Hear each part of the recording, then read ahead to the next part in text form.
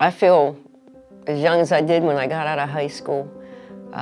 My body feels great. The inflammation's going down. It's been an amazing experience. It's a beautiful place, a beautiful campus, outdoor scenery, fresh air, sunshine, amazing people, amazing staff here.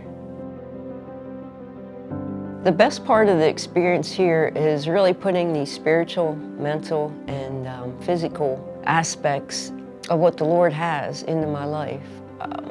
You know, I might have had one point right here or one point right there, but coming here, I just feel like I can put all three of them together. The staff here, they live it out. They practice what they preach here. They help you to see how Christ loves you and how you can overcome.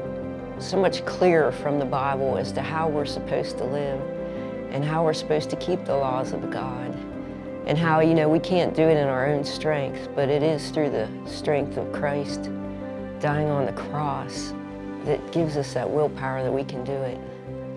It just puts everything all together when you come here, and it's an amazing, amazing place, amazing people.